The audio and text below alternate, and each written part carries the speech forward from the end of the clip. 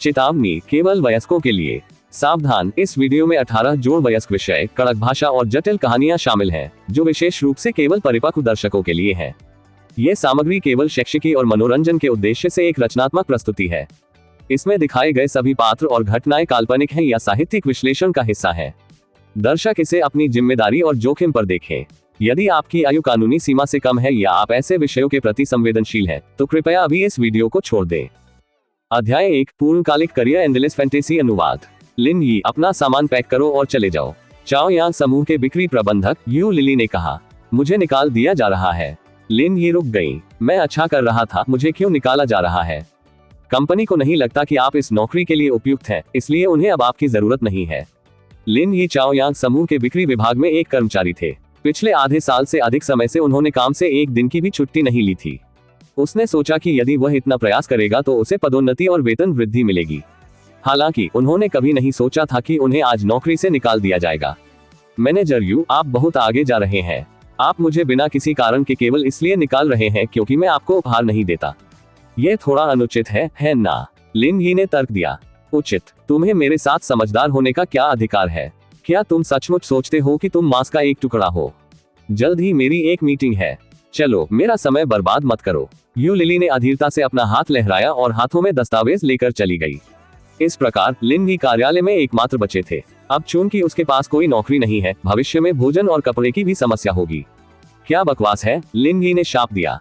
सौभाग्य से मेरे पास एक जर्जर शहरी है। मैं बाहर जाऊंगा और दीदी के लिए गाड़ी चलाऊंगा। इस तरह मुझे अभी तक भूखा नहीं मरना चाहिए।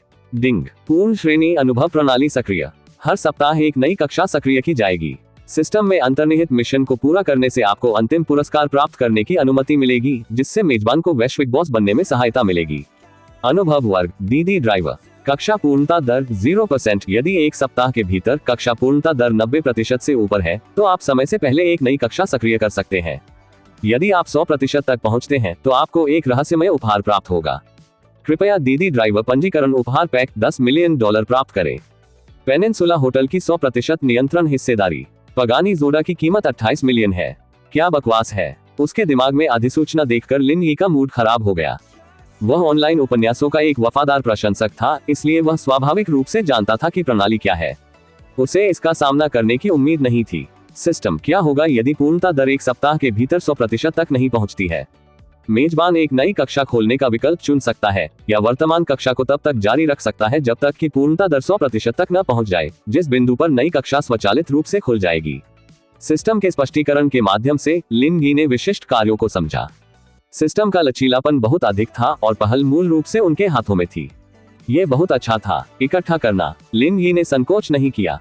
डिंग, $10 मिलियन मेजबान के खाते में स्थानांतरित कर दिए गए हैं। पेनिनसुला होटल को मेजबान को मौके पर ही पंजीकरण कराना आवश्यक है। पगानी जोड़ा चाओयांग ग्रुप पार्किंग स्थल एरिया सी नंबर 22 में खड़ी है। आप लिफ्ट में कार की चाबियां देख सकते हैं। उसी समय लिन यी को अपने फोन पर एक टेक्स्ट संदेश प्राप्त हुआ। आपका बचत कार्ड खाता अंतिम संख्या 4255 के साथ 27 अप्रैल 9:48 अपराह्न, शुद्ध आय और व्यय $10,00,000, वर्तमान शेष $1,101.15। Construction bank. उसी समय एक और टेक्स्ट मैसेज आया। बधाई हो, आपने दीदी के मालिक के रूप में पंजीकरण कराया है। गहरी सांस लेते हुए लिन यी शांत हो गई। सिस्टम यही था तो इतनी घटिया नौकरी करने का क्या मतलब? उत्तेजना। अंगूठी, अंगूठी, अंगूठी। इसी समय लिन यी का फोन बजा। यह उसकी प्रेमिका लियू सिसी थी। लिन यी, चलो ब्रेकअप करें। तुम्हें मेरी जन्मदिन की पार्टी में आने की जरूरत नहीं है और मुझे दोबारा मत बुलाओ। लियू सिसी की ठंडी आवाज ने लिन यी को आश्चर्यचकित कर दिया। क्या आप गंभीर हैं? बिल्कुल, मैं इतने सालों से आपके साथ हूँ, लेकिन आपने कभी मेरे लिए क्या खरीदा? जब मैं तुम्हारे साथ हूँ तो मैं टूटा हुआ फोन भी नहीं खरीद सकता। मैं तुम पर अपनी जवानी बर्बाद नहीं करना चाहता। क्या आप निश्चित हैं कि आपको इसका पछतावा नहीं होगा? हाँ, अफसोस। मैं आधे साल से अधिक समय से आपके साथ हूँ। यही वह बात है जिसका मुझे सबसे अधिक अफसोस है। अब से मुझसे संपर्क न करें। तो ठीक है, चलो अच्छी शर्तों पर अलग हो जाते हैं। लिन यी ने और कुछ नहीं कहा और फोन रख दिया। ऐसा लगता है कि सिस्टम ही एकमात्र चीज नहीं है जो सामने आई है। उपन्यास में अन्य दृश्य भी हैं। चलो फिर ब्रेकअप करते हैं। अगला और भी बेहतर होगा। लिन यी ने आलस्य से खींचते हुए अपने दिल में शाप दिया। अन्य मामले महत्वपूर्ण नहीं थे। उसने निर्णय लिया कि बेहतर होगा कि वह पहले अपनी स्पोर्ट्स कार की जांच कर ले। लिन यी ने अपना मन बना लिया और पागलों की तरह कार्यालय से बाहर भाग गया। आसपास के अन्य सहकर्मियों ने असहायता से सिर हिलाया। बेचारा लिन यी, वो एक अच्छा इंसान है, लेकिन वो बहुत सीधा साधा है। अगर वह बॉस को हर नए साल पर एक उपहार दे तो वह इससे बच सकेगा। हमारी कंपनी का नंबर 1 सुंदर आदमी चला गया है। अब उसकी कोई गर्लफ्रेंड भी नहीं है। बूढ़ी चुड़ैल ने कई बार उसे इशारा किया, लेकिन वह नहीं माना। हम उसे अपने आसपास नहीं रख सकते थे। कितना दयनीय है। लिफ्ट के अंदर एक डिलीवरी बैग था। लिन यी ने बिना किसी स्पष्टीकरण की आवश्यकता के इसे खोला। जैसा कि अपेक्षित था, ये पगानी की कार की चाबियां थी। जब लिन यी भूमिगत गैराज में पहुंचे तो सीधे एरिया C-22 की ओर भागे। वह इस स्थान से परिचित था। उसकी छोटी शहरी एरिया C-21 में पार्क की गई थी। क्या गलत है? ये शुरू क्यों नहीं होगा? लिन यी के सामने बेज रंग की पोशाक में एक महिला खड़ी थी। उसका श्रृंगार उत्तम था और उसकी नाक सीधी थी। उसने अपने लंबे पैरों पर काले मोजे और ऊंची एड़ी के जूते पहने हुए थे। उसका कामुक शरीर एकदम सही था और उससे नजरें हटाना मुश्किल था। बॉस जी, जब लिन यी ने अपने सामने आकृति देखी तो उसने अस्थायी रूप से पूछा। लिन यी ने यह नहीं देखा कि यह कौन था, क्योंकि वह किनारे पर खड़ा था, लेकिन उसने कार को पहचान लिया। राष्ट्रपति जी कंपनी में एकमात्र मासेराती के मालिक थे। राष्ट्रपति जी कहे जाने वाले व्यक्ति को चाओयांग समूह का अध्यक्ष जी क्विंग्यान कहा जाता था। जी क्विंग्यान ने अपने बालों को किनारे किया और लिन यी की ओर देखा जब उसने सुना कि कोई उसका नाम पुकार रहा है। क्या आप बिक्री विभाग से लिन यी हैं? राष्ट्रपति जी, आप अब भी मुझे याद करते हैं। वह सिर्फ एक अज्ञात कर्मचारी था, एक पारदर्शी व्यक्ति। हालांकि एक उच्च और शक्तिशाली राष्ट्रपति के रूप में भी वह अभी भी उन्हें याद करती थी। यह आश्चर्य की बात थी। मैंने तुम्हें एक बार देखा था, इसलिए मुझे तुम्हारी याद आ गई। जी क्विंग्यान ये कभी स्वीकार नहीं करेंगे कि लिन यी की अच्छी शक्ल के कारण ही उन्हें वह याद थी। राष्ट्रपति जी, क्या आपकी कार में कुछ गड़बड़ है? लिन यी ने पूछा। जी क्विंग्यान ने सिर हिलाया और उत्सुकता से कहा, जब मैं दिन में यहाँ चला तो सब ठीक था, मुझे नहीं पता कि क्या हुआ, लेकिन अब ये काम नहीं कर रहा है। मैं कारों की मरम्मत में अच्छा नहीं हूँ। अगर तुम्हें कोई जरूरी काम हो तो तुम मेरी कार ले सकते हो। अंत में सहमति में सिर हिलाने से पहले जी क्विंग्यान ने थोड़ा सा भौहें सिकुड़ी। मुझे प्रमुख से मिलने के लिए निर्माण ब्यूरो जाना होगा। कृपया मुझे वहां भेज दें। कोई बात नहीं, लिन यी मुस्कुराई। मेरी कार एरिया C में है। आप वहां मेरा पीछा कर सकते हैं। पार्किंग स्थल का क्षेत्र C कर्मचारियों के लिए आवंटित पार्किंग स्थान था। वहां पहुंचने में थोड़ा समय लगेगा। ठीक है, धन्यवाद। जी क्विंग्यान को नहीं पता था कि लिन यी को निकाल दिया गया है, लेकिन वह अभी भी बहुत विनम्र थी।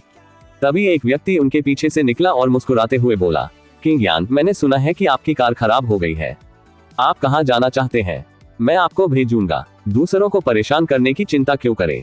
अध्याय 2, केवल अमीर लोगों के पास ही सुंदर महिलाएं हो सकती हैं। अनुवादक, एंडलेस फैंटेसी अनुवाद। दोनों ने मुड़कर देखा तो एक युवक बात कर रहा था। उन्होंने एक कैजुअल सूट और वचेरॉन कॉन्स्टेंटिन घड़ी पहन रखी थी, जो बहुत हाई प्रोफाइल लग रहा था। लिन यी को अपने सामने वाले व्यक्ति के बारे में कुछ आभास था। वह नेविगेशन ग्रुप का युवा मास्टर प्रतीत होता था, जिसे ली यूनहान के नाम से जाना जाता था। नेविगेशन समूह चाओयांग समूह से थोड़ा बड़ा था और वह पिछले 6 महीनों से जी क्विंग्यान का पागलों की तरह पीछा कर रहा था। हालांकि जी क्विंग्यान के मन में कभी भी उनके प्रति थोड़ी सी भी भावना नहीं थी।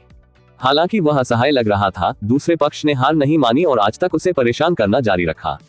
तुम यहाँ क्यों हो? जी क्विंग्यान ने ठंडे स्वर में पूछा। मैं मूल रूप से कुछ मामलों पर चर्चा करने के लिए यहाँ आना चाहता था, लेकिन ऐसा हुआ कि आपकी कार खराब हो गई है। संयोग से मैंने अभी अभी एक लैम्बोर्गिनी ह्यूराकन खरीदी है, जिसकी कीमत $2 मिलियन से अधिक है। यदि आप कार का उपयोग करना चाहते हैं तो आप मेरी कार ले सकते हैं। जी क्विंग्यान की मासेराती उतनी महंगी नहीं थी। इसकी कीमत केवल 10 लाख युआन थी, जो ली यूनहान की लैम्बोर्गिनी से आधी थी। हालांकि उसे अभी भी दिखावा करने का अधिकार था। फिर भी लिन यी को लगा कि यह कुछ अजीब था। जी क्विंग्यान की कार खराब होने के ठीक बाद ली यूनहान कैसे प्रकट हुए? शायद इस पूरे मामले के पीछे वही था। भूल जाओ, मेरे सहकर्मी के पास भी एक कार है।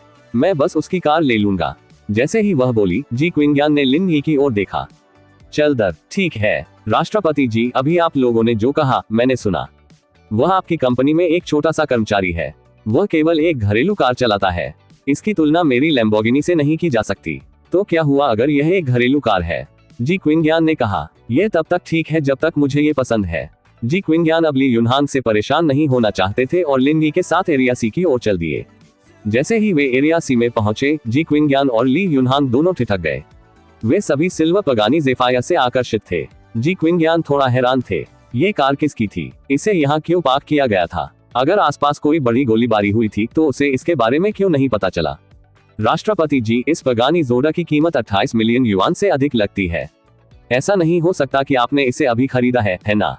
ली यूनहान जी क्विंग्यान को बरगलाने की कोशिश कर रहा था। ये कार 10 लैम्बोर्गिनी हरिकेन्स खरीदने के लिए पर्याप्त थी। अगर यह सचमुच उसका होता तो ये थोड़ा अजीब होता। ये कार मेरी नहीं है। आप चीजों के बारे में बहुत ज्यादा सोच रहे हैं। ली यूनहांग तुरंत फिर से आश्वस्त हो गए। इसलिए हमें लैम्बोर्गिनी लेनी चाहिए। चाहे कुछ भी हो, यह उनकी घरेलू कार से तेज होगी। मुझे स्पोर्ट्स कारों में कोई दिलचस्पी नहीं है। मुझे घरेलू कारें लेना पसंद है। जी क्विंगयान ने लिन यी की ओर देखा। तुम्हारी कार कहाँ है? चलो अब चलते हैं। ये वहां पर है। लिन यी ने पगानी की ओर इशारा किया। हालांकि जी क्विंगयान और ली यूनहांग ने गलत समझा। उन्होंने सोचा कि लिन यी जर्जर शहरी का जिक्र कर रहे थे। आखिरकार लिन यी सिर्फ एक छोटा सा कर्मचारी था, तो वह इतनी लग्जरी कार कैसे चला सकता था? हाँ, यह एक जर्जर शहरी है। इस कार की खराब स्थिति को देखते हुए यह शायद 10 साल से अधिक पुरानी है। इसकी कीमत शायद मेरे एक टायर जितनी भी नहीं होगी। ली यूनहांग फूट फूट कर रोने वाले थे। राष्ट्रपति जी, आपकी हालत देखकर मुझे नहीं लगता कि आप अपने जीवन में कभी इतनी जर्जर कार में बैठे होंगे। शहरी में क्या खराबी है? ये तब तक ठीक है जब तक यह आपको इधर उधर ले जा सकता है। मुझे मत बताओ कि आपकी लैम्बोर्गिनी आसमान में उड़ सकती है। जैसे ही वह बोल रही थी, जी क्विंगयान अपनी ऊंची एड़ी के जूते में लिन यी की जर्जर जियाली की ओर चली गई। चलो कार में बैठो, जी क्विंगयान ने यात्री सीट के पास खड़े होकर कहा। लिन यी ने कार की चाबियां अपनी जेब में दबाते हुए कुछ नहीं कहा। दीदी, पगानी की हेडलाइटें जल उठी और गर्ल विंग का दरवाजा अपने आप खुल गया, जिससे जी क्विंगयान और ली यूनहांग दोनों डर गए। क्या मालिक यहाँ था? राष्ट्रपति जी, आप गलत जगह पर खड़े हैं। ये पगानी मेरी भी है। तुमने क्या कहा? ये पगानी तुम्हारी है? जी क्विंगयान ने चौंक कर पूछा। वह बिक्री विभाग में सिर्फ एक छोटा कर्मचारी था। वह इतनी शानदार कार कैसे चला सकता था? ये संभव नहीं था, है ना? ये वास्तव में मेरा है, अन्यथा मैं दरवाजा नहीं खोल पाऊंगा, लिन यी ने मुस्कुराते हुए कहा। जैसे ही वह पगानी की यात्री सीट की ओर बढ़ी, जी क्विंगयान को अभी भी इस पर विश्वास नहीं हो रहा था। बॉस के रूप में वह भी इतनी अच्छी कार नहीं चलाती थी। वह इसका मालिक कैसे हो सकता है? भाई, हुराकैन चला रहे हैं और हमारे राष्ट्रपति जी पर हमला करने की कोशिश कर रहे हैं। इसमें थोड़ी कमी है। लिन यी ने अर्थपूर्ण ढंग से ली यूनहांग के कंधे को थपथपाया और ड्राइवर की सीट पर बैठ गए। ली यूनहांग अवाक रह गए। उसे अपने चेहरे पर जलन महसूस हुई। तुम मेरे चेहरे पर इस तरह तमाचा नहीं मार सकते। जी क्विंगयान, क्या आपने नहीं कहा कि आपको स्पोर्ट्स कारों में सवारी करना पसंद नहीं है? आप उसकी कार में क्यों बैठे? ली यूनहांग ने झिझकते हुए पूछा। मुझे अन्य लोगों की स्पोर्ट्स कार पसंद नहीं है। मुझे बस उसकी स्पोर्ट्स कार में सवारी करना पसंद है। दरवाजा धड़ाम से बंद हो गया। यह ऐसा था मानो उसने ली यूनहांग के चेहरे पर फिर से थप्पड़ मारा हो। कार के अंदर लिन यी थोड़ा घबराई हुई थी। आखिरकार वह पहली बार स्पोर्ट्स कार चला रहा था, इसलिए उसे अभी तक इसकी आदत नहीं थी। सौभाग्य से उसने स्पोर्ट्स कार टेस्ट ड्राइविंग के बहुत सारे वीडियो ऑनलाइन देखे थे, इसलिए वह जानता था कि इसे कैसे चलाना है। अन्यथा वह जी क्विंगयान के सामने हार जाएगा।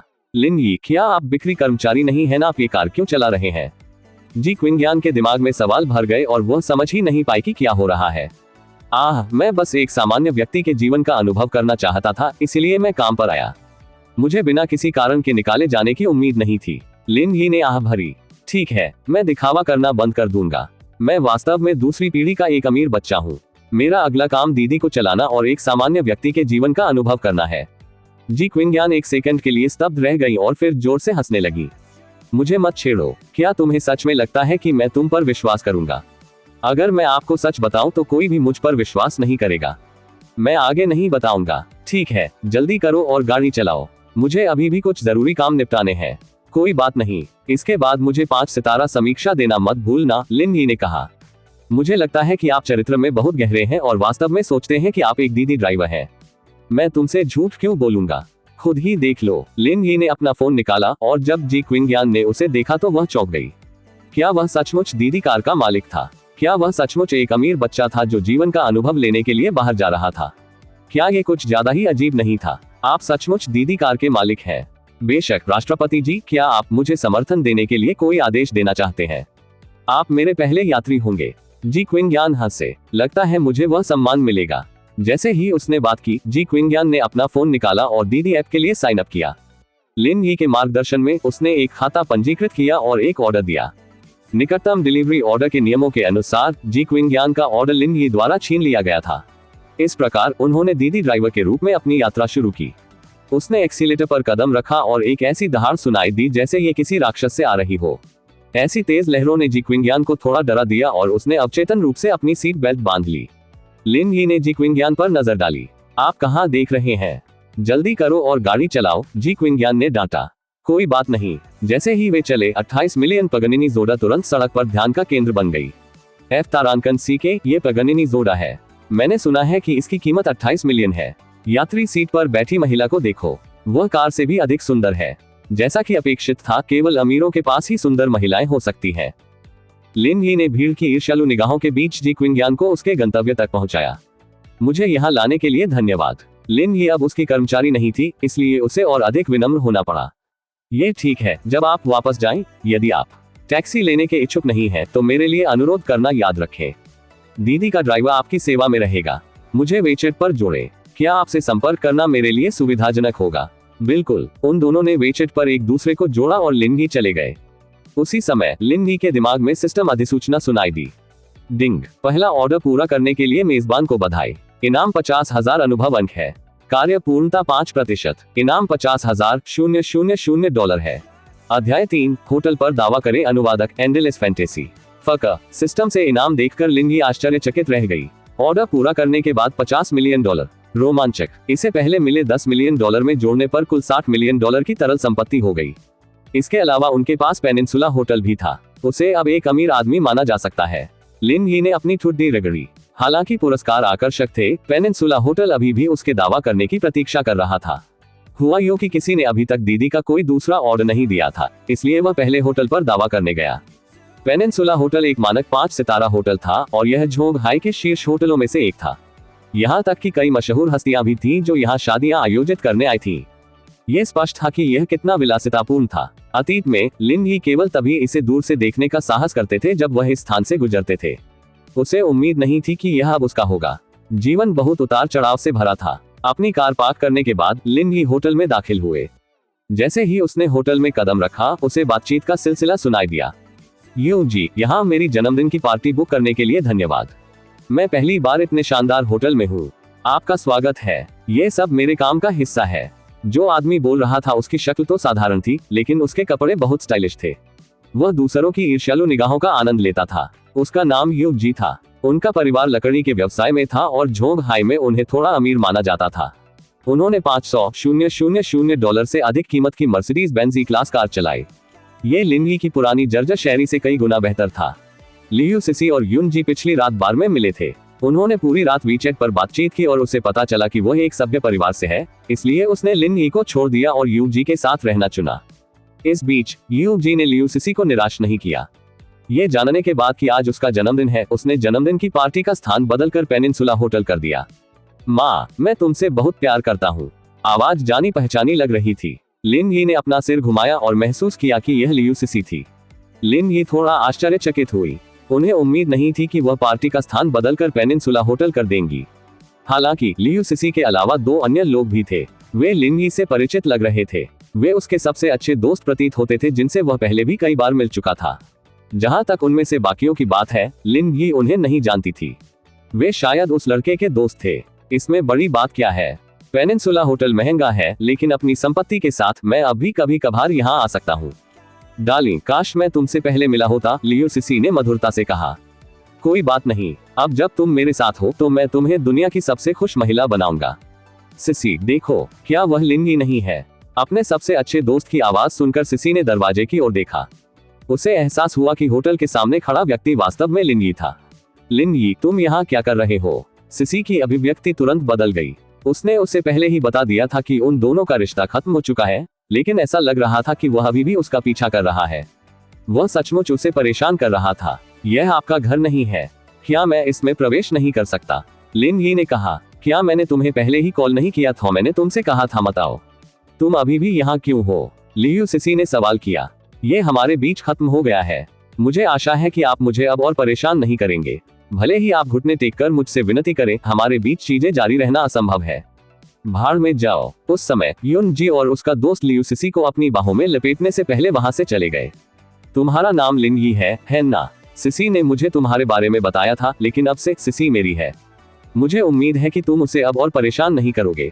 जी भाई, इस हारे हुए व्यक्ति के साथ अपना समय बर्बाद मत करो, ये समय की बर्बादी है, यू जी के दोस्तों में से एक ने कहा। आप सही कह रहे हैं, उसके साथ अपना समय बर्बाद करना इसके लायक नहीं है। यूनजी ने लियू सिसी को देखकर मुस्कुराया। सिसी, आखिरकार वह आपका पूर्व प्रेमी है। आप इसे स्वयं संभाल सकते हैं। मेरा एक मित्र बाद में आ रहा है, मैं नहीं चाहता कि वह रास्ते में आए। ठीक है, ठीक है, ठीक है, मैं अभी उससे छुटकारा पा लूंगा।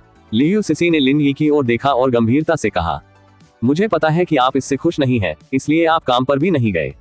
आप जानबूझकर मुझसे स्पष्टीकरण मांगने के लिए यहाँ आए थे। खैर, मैं आपको चीजें स्पष्ट कर दूं। यू जी और मैं सच्चा प्यार है। चाहे आप कुछ भी कहें, इससे हमारे रिश्ते में कोई बदलाव नहीं आएगा। तुम्हें अब हार मान लेनी चाहिए और चले जाना चाहिए। मैं क्यों चला गया? लिन यी ने कहा, किसने कहा कि मैं यहाँ तुमसे मिलने आया हूँ? हे, लियू सिसी ने अपने हाथ अपनी छाती पर रखे और ठंडे स्वर में हंसे। अगर तुम यहाँ मुझसे मिलने नहीं आए, तो क्या तुम यहाँ खाना खाने आए हो? अपनी आंखें खोलो और ध्यान से देखो। ये पेनिनसुला होटल है, एक ऐसी जगह जहाँ केवल अमीर लोग ही जा सकते हैं।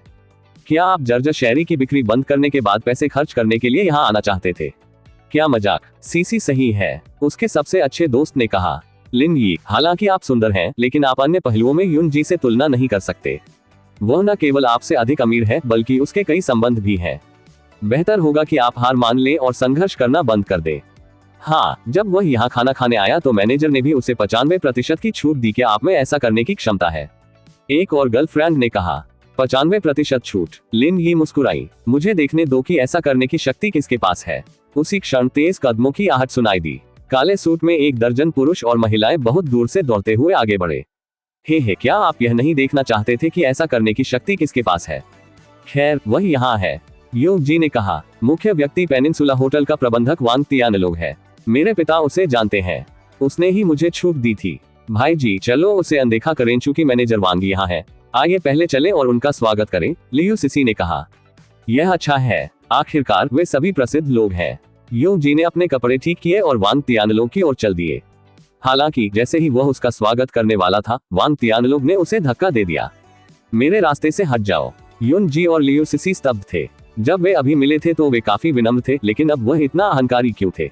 वे लोग 90 डिग्री आगे झुकते हुए लिन यी के सामने खड़े होने से पहले यू जी और लियू सिसी के पास से गुजरे। निर्देशक लिन, आप यहाँ हैं। अध्याय 4, लिन यी मुझे माफ कर देंगे। अनुवादक एंडलेस फैंटेसी। उन्होंने लिन यी को निर्देशक लिन कहा। लियू सिसी इतनी सदमे में थी कि वह लगभग बेहोश हो गई थी। क्या वह महज एक घटिया सेल्समैन नहीं था? वह पेनिनसुला होटल का बॉस कैसे हो सकता है? पेनिनसुला होटल का वार्षिक राजस्व 100 मिलियन से अधिक था। एक महीने का राजस्व यू जी परिवार की वार्षिक कमाई को कवर करने के लिए पर्याप्त था। वह इतने अमीर आदमी से चूक गई थी। इस समय लियू सिसी को ऐसा लगा जैसे वह रेत की कोई मूर्ति हो जो बहुत बड़ी थी। पेनिनसुला होटल के मैनेजर की ओर देखते हुए लिन यी ने सिर हिलाया और हल्के से कहा, चलो, आज से हम सहकर्मी हैं। हाँ, आप सही कह रहे हैं, निदेशक लिन। लिन यी के शब्दों ने होटल के मध्य और उच्च प्रबंधन को चौंका दिया। जिस व्यक्ति ने पेनिनसुला होटल खरीदा वह बहुत युवा और मिलनसार था। यह अविश्वसनीय था। निदेशक लिन, चलो ऊपर बैठक कक्ष में चलते हैं। अब आप होटल के मालिक हैं, इसलिए हमें अपने काम के बारे में आपको रिपोर्ट करना होगा। ठीक है, चलिए चलते हैं। लिन यी अपनी पहचान के अनुकूल ढलने की पूरी कोशिश कर रहे थे। अब यह उसका व्यवसाय था, उसे इसे बेहतर तरीके से जानना था। बॉस लिन, कृपया इस तरह से। अधिकारियों के एक समूह के अनुरक्षण के तहत लिन यी 5वीं मंजिल पर बैठक कक्ष में पहुंचे। बॉस लिन, ये हमारे वित्तीय विवरण है, साथ ही हालिया व्यय रिपोर्ट भी है। आप पहले उन पर एक नजर डाल सकते हैं। मेज पर दस्तावेजों के ढेर को देखकर लिन यी को एहसास हुआ कि उसने एक होटल की प्रबंधन लागत को कम करके आंका था। वह कोई पेशेवर भी नहीं था, जबकि किसी अनुभवी व्यक्ति को भी सब कुछ पढ़ने में कुछ दिन लग जाते थे। मैं अब इन्हें नहीं पढ़ूंगा, सब कुछ पुराने बिजनेस मॉडल के अनुसार काम करेगा, लिन यी ने कहा। तुम्हें इतना संदेह करने की जरूरत नहीं है। भले ही मैं नया बॉस हूं और हमने पहले कभी बातचीत नहीं की है, मैं आपकी आंखों में ईमानदारी देखता हूं। मुझे विश्वास है कि आप कोई गलती नहीं करेंगे। लिन यी 1 साल से अधिक समय से बिक्री में थे और उन्होंने ऐसी बातें कहने में भी संकोच नहीं किया। लिन यी के शब्दों ने होटल के मध्य और ऊपरी प्रबंधन को बेहद आभारी बना दिया। आज यह उनकी पहली मुलाकात थी और उन्हें उम्मीद नहीं थी कि नया बॉस उन पर इतना भरोसा करेगा। ये बहुत मार्मिक था। आपके भरोसे के लिए धन्यवाद बॉस। हम अपना सर्वश्रेष्ठ प्रयास करेंगे और बड़ी चीजें हासिल करने का प्रयास करेंगे। ठीक है, मुझे तुम पर विश्वास है। डांग डांग डांग। जैसे ही लिन यी निकलने वाली थी, दरवाजे पर तुरंत दस्तक हुई। अंदर आओ, लिन यी ने कहा। पेनिनसुला होटल की एक महिला कर्मचारी अंदर आई। वह बहुत चिंतित थी। प्रबंधक वांग, कमरा 1704 के ग्राहक हमारे खिलाफ शिकायत दर्ज करना चाहते हैं। हम उन्हें रोक नहीं सकते। कृपया इसे जल्दी से संभालें।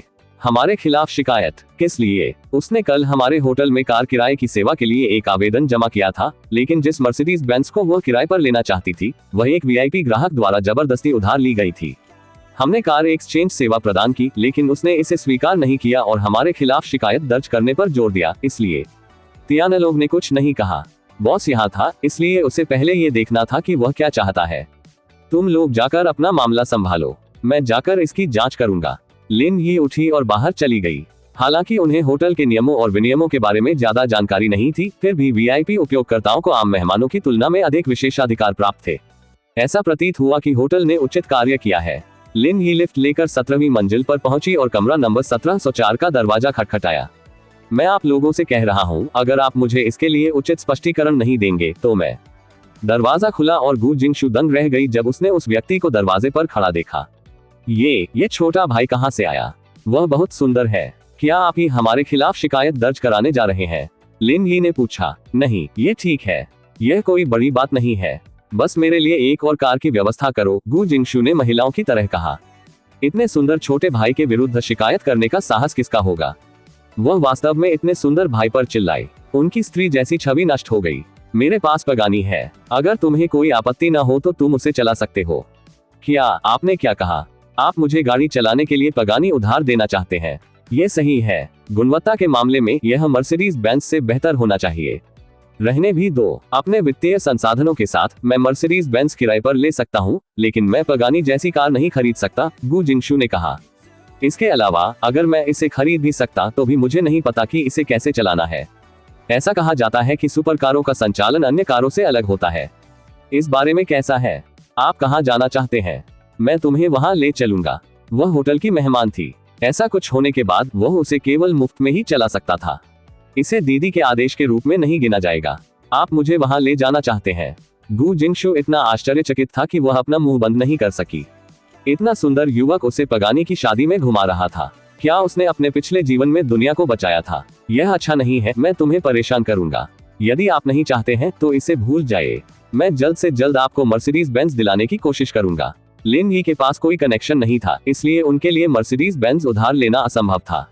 फिर भी पैसे से दुनिया घूम सकती है और उसके कार्ड पर अभी भी 10 मिलियन नकद थे। मर्सिडीज बेंज पाना कोई मुश्किल काम नहीं था। गु जिंगशु, क्या सभी अच्छे दिखने वाले लोग इतने ईमानदार थे? मैं बस विनम्र हो रहा था। मैं जल्दी में हूँ, इसलिए मुझे विदा करने के लिए आपको परेशानी उठानी पड़ेगी, गु जिंगशु ने जल्दी से कहा। जरूर, मैं निर्णय आप पर छोड़ दूंगा, लिन यी ने कहा। ठीक है, मुझे 1 मिनट दो छोटे भाई, मैं कपड़े बदलने जाऊंगा, गु जिंगशु ने उत्तर दिया। ठीक है। 10 मिनट बाद गु जिंगशु ने अपने नए कपड़े पहन लिए।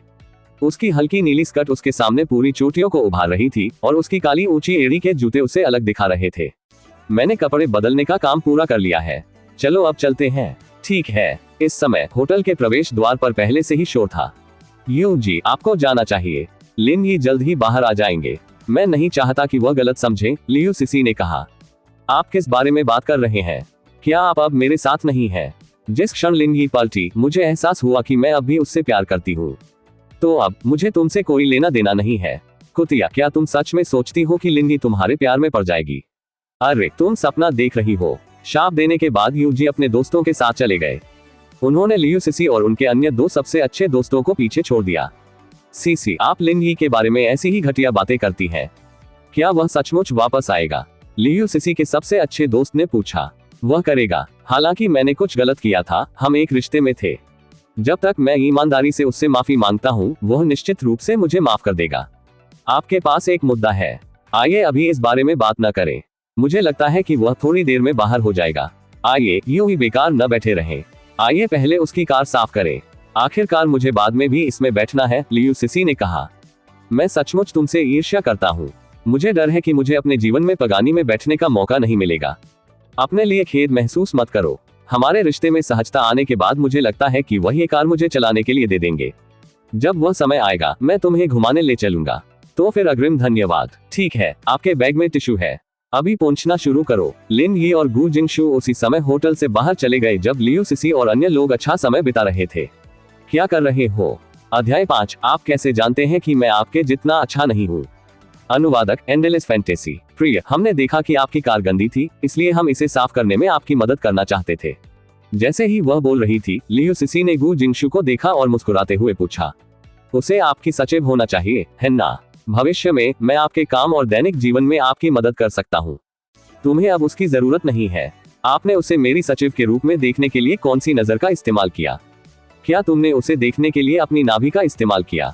तो फिर तुम्हारा उसके साथ क्या रिश्ता है? आप लोग युगल नहीं हैं, ठीक है? क्यों नहीं? लिन ही ने पूछा। उसका अगला भाग सुडौल है और उसकी पीठ तुम्हारी तुलना में अधिक सीधी है। क्या तुम्हें लगता है कि मैं अब भी तुम्हारे प्यार में पड़ जाऊंगा? गु जिंगशु कुछ देर के लिए घबरा गया। उसने इस पर विश्वास करने की हिम्मत भी नहीं की। वे एक दूसरे को केवल आधे घंटे से भी कम समय से जानते थे और उसे इतनी जल्दी पदोन्नत कर दिया गया। खुशी इतनी अचानक आई कि यकीन करना मुश्किल हो गया। वह एक सौम्य दिखने वाला व्यक्ति था। वह रिश्तों से खिलवाड़ करने वाला बदमाश तो नहीं था। लिन यी, मुझे यह मत बताओ कि तुम अब मुझसे प्यार नहीं करती। क्या तुम हमारे रोमांटिक रिश्ते के बारे में भूल गए हो? भले ही उसका शरीर मुझसे बेहतर हो, लेकिन उसकी कुशलताएं निश्चित रूप से मेरी जितनी अच्छी नहीं है। तुम्हें कैसे पता कि मेरी कुशलताएं तुम्हारे जितनी अच्छी नहीं है? गु जिंगशु ने नाखुशी से जवाब दिया। हारना हमेशा एक जैसा नहीं होता। भले ही उसे पहले कभी ऐसा अनुभव न हुआ हो, फिर भी वह अभी इसे नजरअंदाज नहीं कर सकती थी। लिन यी ने आह भरी। सुंदर और अमीर होने के कारण ऐसा लगता था कि हर कोई उससे खुद को जोड़ना चाहता था। अगर और कुछ नहीं है तो कृपया मेरे लिए रास्ता बना दीजिए। मैं जा रहा हूँ, लिन यी ने हल्के से कहा। लियू सिसी और अन्य लोगों ने स्तब्ध होकर अपनी सीटें छोड़ दी। पगानी का गलविंग दरवाजा खुला और लिन यी और गु जिंगशु गाड़ी चलाने से पहले कार में चढ़ गए। जब गु जिंगशु ने पगानी का आंतरिक भाग देखा तो उसकी आंखें चौड़ी हो गईं। सुपर कारें अलग थीं। हालांकि मर्सिडीज बेंज, BMW और ऑडी को अच्छी कारें माना जाता था, लेकिन वे पगानी के समान स्तर पर नहीं थी। मिस्टर लिन, मुझे आशा है कि आप गलत नहीं समझेंगे। मैंने अभी जो कहा वह सिर्फ उसे गुस्सा दिलाने के लिए था। मैं एक अयाश व्यक्ति नहीं हूँ, गु जिंगशु ने समझाया। मैं अब सिर्फ एक ड्राइवर हूँ। आपकी स्थिति मेरे लिए महत्वपूर्ण नहीं है। गु जिंगशु थोड़ा निराश हुआ, लेकिन इसके बारे में सोचने के बाद उसे यह सामान्य लगा। वह उसे थोड़े समय से ही जानती थी और अभी तक उससे परिचित नहीं थी। ऐसा कोई रास्ता नहीं था कि वह उसके बारे में अन्य विचार रखता। अभी जो हुआ उसके लिए मैं क्षमा चाहता हूँ। मुझे आप लोगों के बारे में शिकायत करने की धमकी नहीं देनी चाहिए थी। ये ठीक है, हम इसके लिए जिम्मेदार हैं। गाड़ी चलाते समय लिन यी ने उत्तर दिया। आप कहाँ जा रहे हैं? जिंगसियू होटल। मेरे सहपाठी की वहाँ शादी है। ठीक है, मुझे पता है ये कहाँ है। लिन यी ने सिर हिलाया। इसमें कोई आश्चर्य नहीं कि उसने मर्सिडीज बेंज लेने पर जोर दिया। यह शादी की इज्जत बचाने के लिए था। होटल के सामने गुब्बारों से बना एक मेहराबदार दरवाजा था, जिससे वह स्थान रंगीन और सुंदर दिखाई देता था। जिंगशु के साथ क्या हो रहा है? लगभग आधी रात हो चुकी है और शादी शुरू होने वाली है।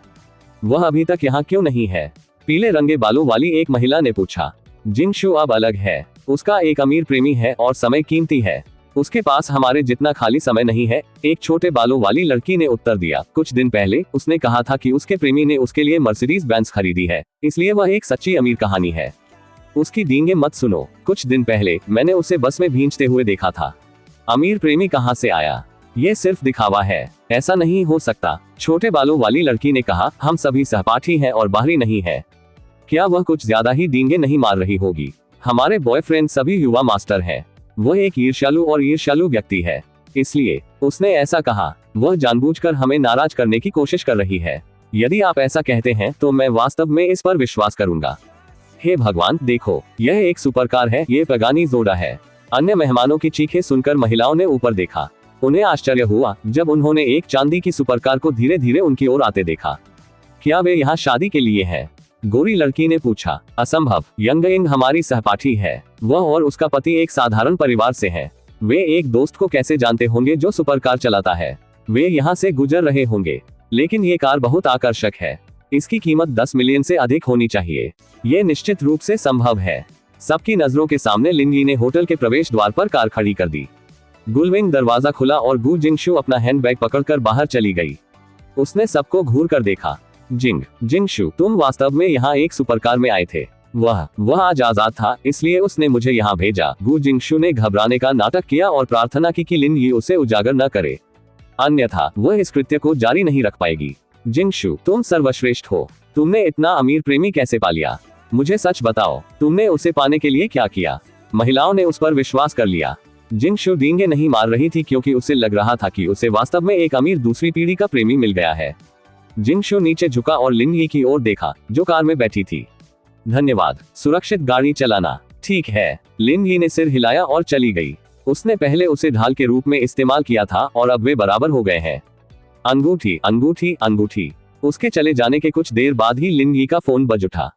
यह मकान मालकिन थी। लिन ही की मकान मालकिन वू जिनलान नाम की एक मध्यम आयु वर्ग की महिला थी। वह अपने 40वें वर्ष में थी और उसका काम महाजोग खेलना और अपने स्वामित्व वाले 3 घरों से किराया इकट्ठा करना था। जब भी लिन ही ने उसका फोन देखा, उसे अपनी रीढ़ में सिहरन महसूस हुई। ऐसा इसलिए था क्योंकि हर बार जब वह कॉल करती थी तो इसका मतलब यह होता था कि वह उसके किराए का पीछा कर रही थी। हालांकि इस बार लिन ही अब डरी हुई नहीं थी। वह बिल्कुल भी नहीं डरा। यह सिर्फ किराया था, वह इसे वहन कर सकता था। लिन ही, आप किराए पर 18 दिन पीछे हैं। आप इस महीने का किराया कब चुकाएंगे? कॉल कनेक्ट होते ही वू जिनलान की आवाज सुनाई दी। चिंता मत करो, मैं तुम्हें अभी पैसे भेजूंगा। जल्दी वापस आओ, मुझे बाद में कुछ करना है। वह वेचेट के माध्यम से किराया हस्तांतरित कर सकता था, लेकिन लिन ही ने वैसे भी वहां रहने की योजना नहीं बनाई थी। उनके पास अभी तक कोई घर नहीं था, लेकिन पेनिनसुला होटल उनका था। वह होटल में जा सकता है तो किराए के कमरे में कष्ट उठाने की चिंता क्यों? इस प्रकार वह बस अपना सामान पैक करने के लिए वापस चला जाएगा। लिन ही का पड़ोस एक पुराना पड़ोस था जो लगभग 30 साल पुराना था। सस्ते किराए के अलावा वहां रहने का कोई अन्य लाभ नहीं था। हैपिंग डिस्ट्रिक्ट, बिल्डिंग 4, यूनिट 3, कमरा 602। वू जिनलान और उनकी बेटी लोकप्रिय कब्र डकैती नोट्स पढ़ते हुए दोपहर का खाना खा रहे थे। माँ, ये सिर्फ 10 दिनों का किराया है। लिन ही, जल्दी मत करो। बोलने वाली व्यक्ति जिनलान की बेटी झांग जिंगजिंग थी। विश्वविद्यालय से स्नातक होने के बाद वह घर पर रहकर सिविल सेवा परीक्षा देने की तैयारी कर रही थी। झांग जिंगजिंग दिखने में बुरी नहीं थी। वह जिक्विंग्यान जैसी लड़की नहीं थी जो प्रतिष्ठित और उदार थी। वह पड़ोस की एक छोटी लड़की की तरह लग रही थी। मैं उसे कैसे नहीं रोक सकता? यदि वह एक दिन भाग जाता है तो क्या हमें बकाया किराया नहीं खोना पड़ेगा? नहीं, लिन ही उस तरह का व्यक्ति नहीं है, झांग जिंगजिंग ने उत्तर दिया। तुम्हें कैसे पता कि वह उस तरह का व्यक्ति नहीं है? जिनलान ने पूछा। मैं आपको बता रहा हूँ, बेहतर होगा कि आप उसका पीछा करने के बारे में कोई विचार न रखें। आप दोनों के बीच कुछ घटित होना असंभव है। मैं तुम दोनों को एक साथ नहीं आने दूंगा। वू जिनलान चिल्लाया। लिन ही का घर लियो सिसी के लिए बहुत जर्ज था, इसलिए वह कभी कभार ही आती थी। इसीलिए जिनलान और उसकी बेटी को नहीं पता था कि लिन ही की कोई गर्लफ्रेंड है। वे हमेशा सोचते थे कि वह अकेला है। क्यों नहीं, लिन ही न केवल सुंदर है बल्कि वह अपने काम में भी अच्छा है। मुझे लगता है कि वह काफी प्रभावशाली है। आकर्षक होने का क्या फायदा? वह ऐसा भोजन नहीं है जिसे आप खा सके। वू जिनलान ने कहा। आप भविष्य में एक सिविल सेवक बनने जा रहे हैं। जब आप सार्वजनिक क्षेत्र में प्रवेश करते हैं तो आपके लुक के साथ जो व्यक्ति आपका पीछा करेगा वह निश्चित रूप से लिन ही से बेहतर होगा। उसके जैसे कर्मचारी के लिए समझौता करने की जहमत क्यों उठाई जाए? अध्याय 6। जिया ली अब गाड़ी नहीं चला रही है। मैं इसे लूंगा। अनुवादक, एंडलेस फैंटेसी। झांग जिंगजिंग ने जवाब में कुछ नहीं कहा। उसकी माँ की बात में दम था। झोंग हाई में एक घर इतना महंगा था कि इसकी कीमत आसानी से लाखों में हो सकती थी। लिन ही के वेतन के साथ झोंग हाई में कभी भी घर खरीदना मुश्किल होगा। इसके अलावा उसकी जर्जर शहरी वास्तव में थोड़ी सस्ती थी। ये सभी वास्तविक समस्याएं थी और उसे वास्तविकता का सामना करना पड़ा। खटखटाओ, खटखटाओ, खटखटाओ। जिंगजिंग ने अपनी चॉपस्टिक नीचे रखी और दरवाजा खोलने चली गई। लिन भाई, आप यहाँ हैं? लिन ही ने सिर हिलाया। तुम्हारी माँ कहाँ है? मैं किराया देने के लिए यहाँ हूँ। जिनलान ने पीछे से पीछा किया। ये सिर्फ किराया है, आपको बस पैसे ट्रांसफर करने की जरूरत है। इसे मुझे देने के लिए छुट्टी मांगने की कोई जरूरत नहीं है। उसने निजी तौर पर लिन ही के बारे में ज्यादा नहीं सोचा, लेकिन उससे मिलने के बाद जिनलान ने उसे विनम्र और संयमित पाया। लिन ही ने कहा, मैंने छुट्टी नहीं मांगी। कंपनी ने मुझे जाने दिया, इसलिए अब से मैं एक स्वतंत्र व्यक्ति बनूंगा। जिनलान का दिल तेजी से धड़कने लगा। लिन ही को कंपनी से निकाल दिया गया। यदि वह यहीं रहता तो भविष्य में किराया कैसे चुकाता? एक बीप के साथ जिनलान का वीचैट अचानक बज उठा। उसने देखा कि लिन ही ने उसे 4000 युआन हस्तांतरित किए थे। किराया 2000 युआन है। आपने मुझे 4000 युआन क्यों हस्तांतरित किए? मुझे आपका 18 दिन का किराया देना है। मैं 2 महीने पहले ही भुगतान कर दूंगा। हालांकि मैं अब यहाँ नहीं रहूंगा। लिन ही ने कहा। अब तुम यहाँ नहीं रहोगे? जिनलान ने पूछा। जब वू जिनलान ने ये सुना तो न केवल वह उससे अलग होने के लिए अनिच्छुक नहीं थी, बल्कि वह थोड़ी खुश भी हुई। इस तरह वह एक अमीर किराएदार ढूंढने में सक्षम होगी जो समय पर किराया चुकाएगा। हाँ, मैं अब यहाँ नहीं रहूंगा। मैं बस अपना सामान पैक करने के लिए वापस आया हूँ। मैं अब जा रहा हूँ। लिन ही ने कहा। मुझे क्षमा करें, मैंने आपसे लगभग $1000 अधिक वसूल लिया। वू जिनलान ने कहा। लिन ही मुस्कुराते चेहरे पर प्रहार नहीं करना चाहते थे। आखिरकार वह बहुत उदार था और जिनलान भी इस समय बहुत अधिक विनम्र हो रहा था। वे एक दूसरे को बहुत लंबे समय से जानते थे और उनमें अब भी एक दूसरे के प्रति थोड़ा सा स्नेह था। ये ठीक है, आपके किराए में हमेशा देरी होने के लिए मुझे खेद है। लिन ही ने कहा। जिंग बेकार मत रहो, अपने भाई लिन को उसके काम में मदद करो। वू जिनलान जल्दी से चिल्लाया। हालांकि वह गरीब होने के कारण लिन ही से घृणा करती थी, फिर भी वह उसके चरित्र के बारे में बहुत सोचती थी। वह अब यहाँ रहता भी नहीं था, फिर भी उसने उसे $1000 अतिरिक्त दिए। इस प्रकार उसे कुछ सही काम करना पड़ता था और वह उसके प्रति अधिक उदासीन नहीं हो सकती थी। ठीक है, मैं कपड़े बदलने जाऊंगा, लिन ही ने कहा। लिन ही के पास पैक करने के लिए कुछ भी नहीं था। सबसे कीमती चीज वह रजाई थी जो वह अनाथालय से लाया था। यह कोई मूल्यवान चीज नहीं थी, लेकिन यह उसके लिए बहुत मायने रखता था। वह बाकी सभी चीजों का नया संस्करण खरीद सकता था, लेकिन उसे रजाई अपने साथ ले जानी थी। लिन ही ने रजाई के 2 सेट अपनी बाहों में ले रखे थे, जबकि वू जिनलान और झांग जिंग ने उसके लिए अन्य छोटी चीजें नीचे लाने में उसकी मदद की। यह अच्छी बात थी कि डील नहीं हो पाए। पैसे के अलावा वू जिनलान में अभी भी थोड़ी सी मानवता बची हुई थी। लिन ही, आपको कंपनी से निकाल दिया गया है। आप भविष्य में क्या करने की योजना बना रहे हैं? जब वह नीचे चली गई तो जिनलान ने पूछा। मैं दीदी के लिए गाड़ी चला रहा हूँ। इस तरह मुझे भूख से नहीं मरना चाहिए। जिनलान और उसकी माँ ने एक दूसरे की ओर देखा, तुरंत एक दूसरे के विचारों को समझ गए। उसकी माँ की बात समझ में आ गई। रिश्ते में यथार्थवादी होना जरूरी है। यदि किसी के पास स्थिर आय नहीं है तो वह भविष्य में कैसे जी सकता है? माँ देखो, नीचे एक सुपर कार खड़ी है। झांग जिंग ने जब नीचे खड़ी सिल्वर स्पोर्ट्स कार देखी तो चिल्लाई। दुर्भाग्य से वह कार अंध थी। वह मर्सिडीज बेंज, BMW और ऑडी के अलावा कुछ भी नहीं जानती थी। फिर भी कार के आकार को देखते हुए वह जानती थी कि यह एक स्पोर्ट्स कार थी। यह निश्चित रूप से सस्ता नहीं था। यह अजीब है, इस पुराने पड़ोस में स्पोर्ट्स कार चलाने का खर्च कौन उठा सकता है?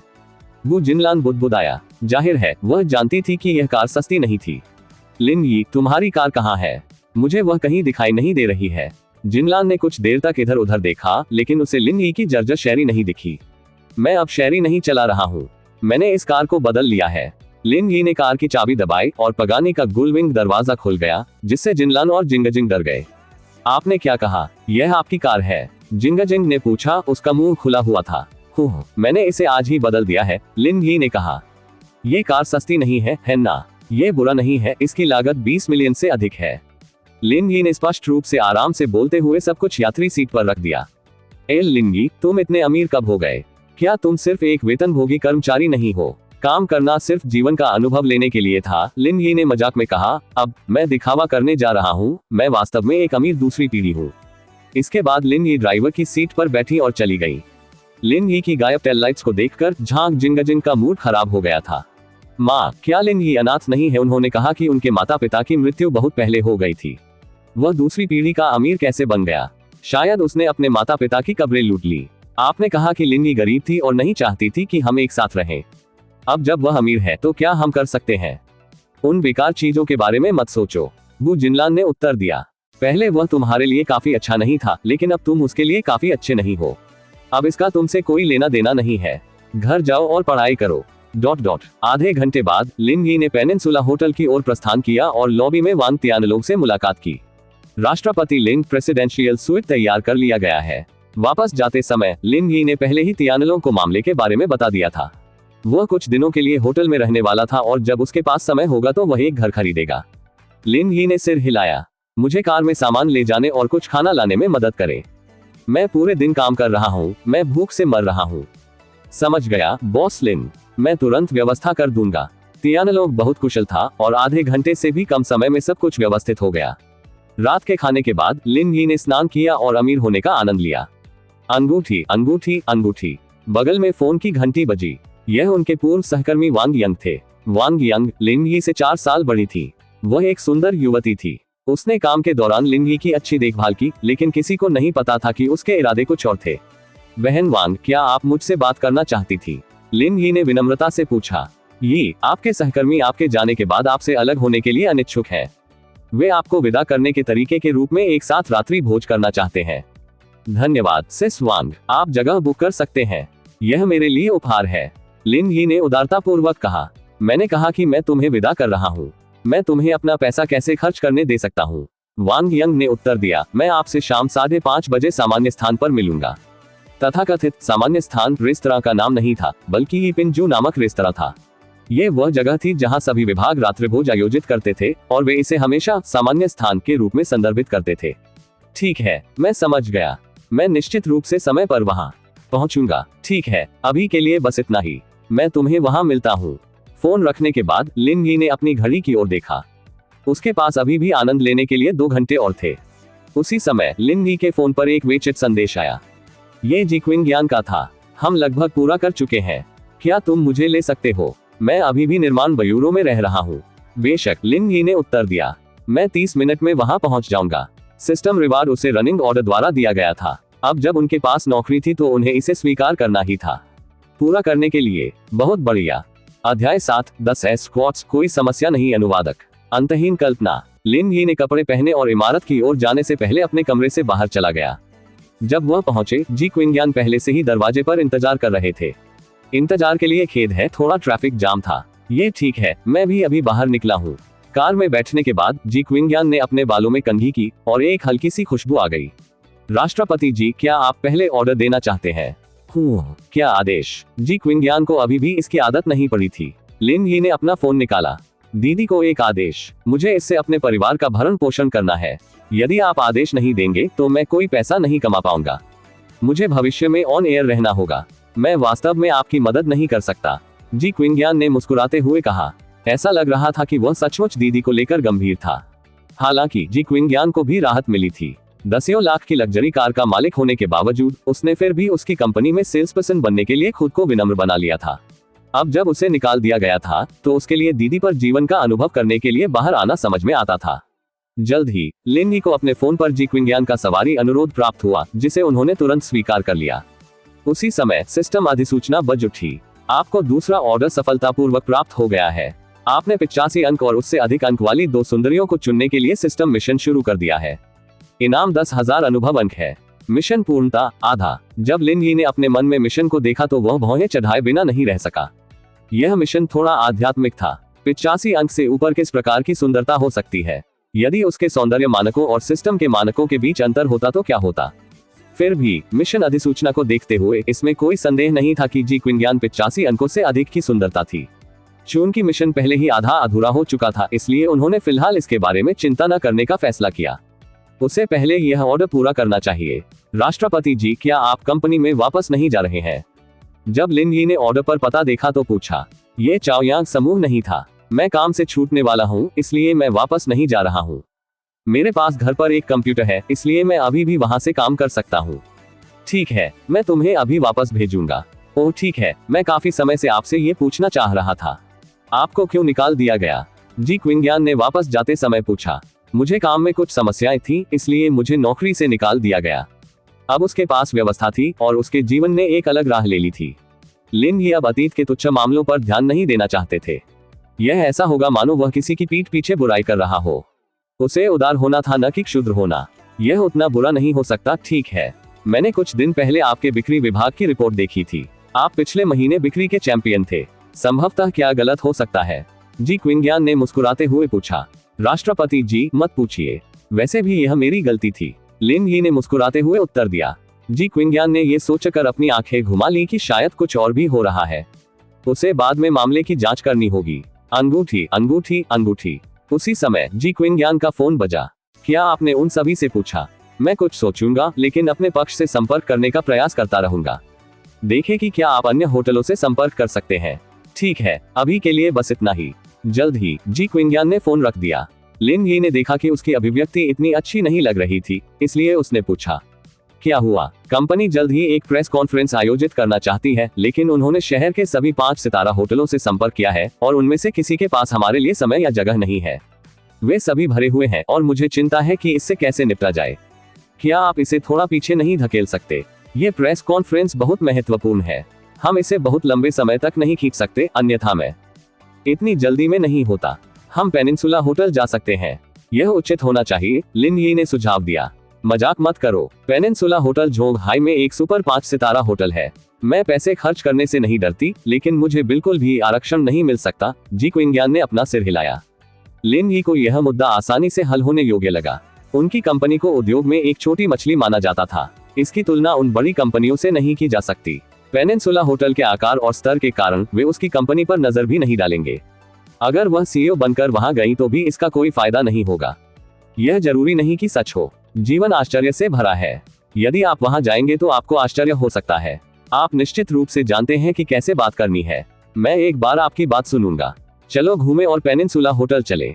जी क्विंगयान ने मुस्कुराते हुए कहा। लेकिन मैं आपके प्रति ईमानदार रहूंगा। यदि हम किसी समझौते पर नहीं पहुंच पाते हैं तो मैं यात्रा का किराया नहीं चुकाऊंगा। ये तुम पर है। क्या होगा यदि हम किसी समझौते पर पहुंच सके? लिन यी ने मुस्कुराते हुए पूछा। अगर हम किसी समझौते पर पहुंच सकते हैं तो मैं आपको भोजन कराऊंगा। खाना बहुत उबाऊ है। क्या मैं किसी ऐसे व्यक्ति की तरह दिखता हूं जिसे उस भोजन की आवश्यकता है?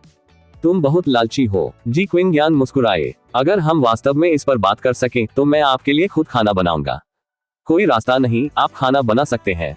नहीं, तो क्या आपका खाना खाने योग्य है? जी क्विंगयान ने लिन यी की ओर अपनी आंखें घुमाई। वह बात नहीं है। चूंकि हम इस पर बातचीत नहीं कर पाएंगे, इसलिए मैं जो चाहूं वादा कर सकता हूं। मैं जानता हूं कि मुझे वैसे भी खाना नहीं बनाना पड़ेगा। तो चलिए इंतजार करें और देखें। शायद कोई चमत्कार हो जाए। अगर वास्तव में कोई चमत्कार होता है तो एक भोजन को भूल जाए, 10 भोजन भी कोई समस्या नहीं होगी। आपने पहले कभी खाना नहीं बनाया है और मैं खाना भी नहीं खाना चाहता। मैं आपसे एस स्क्वाट करने के लिए भी कह सकता हूँ। S squat? तुम्हें ये भी नहीं पता कि वह क्या है? यह एक महिला सपने देखने वाले का मानक कौशल है। 1 मिनट रुकिए, मैं इसकी जांच करूंगा। जी क्विंगयान ने बाइडू खोला और खोजा। ये क्रिया थोड़ी है। लिन यी मुस्कुराई। यदि आप सहमत नहीं हैं तो चमत्कार नहीं हो सकता है। क्विंगयान ने मुस्कुराते हुए अपना मुंह ढक लिया। कोई बात नहीं, मैं भी यही कहूंगा। 1 के बारे में चिंता मत करो, 10 से भी कोई समस्या नहीं होगी। क्विंगयान आत्मविश्वास से भरपूर था। उसने पहले भी फोन किया था और उन्हें अपनी पहचान बताई थी, लेकिन उनके मैनेजर ने फिर भी इसे नहीं खरीदा। उसने उन्हें ये भी बताया कि उनका शेड्यूल महीने के अगले हिस्से के लिए बुक था, इसलिए उनके लिए कोई समय या जगह नहीं थी। इसलिए इस बार उसे विश्वास था कि वह खाली हाथ वापस आएगी। वैसे भी उसके पास करने को कुछ नहीं था। चूंकि किसी ने उसे मुफ्त में गाड़ी चलाने की पेशकश की थी, उसने इसे आराम करने का एक तरीका समझा। इस प्रकार इससे कोई फर्क नहीं पड़ता, भले ही उसने बैठने या कुछ और करने की पेशकश की हो। जल्द ही लिन यी पेनिनसुला होटल चली गई। लिन यी की कार को देखकर दरवाजे पर स्वागत करने वालों को आगे बढ़ने का प्रलोभन हुआ, लेकिन लिन यी की नजरों ने उन्हें रोक दिया। अगर उसे पता चल गया कि वह कौन है तो खेल मजेदार नहीं रहेगा। कार पार्क करने के बाद वे दोनों होटल में चले गए।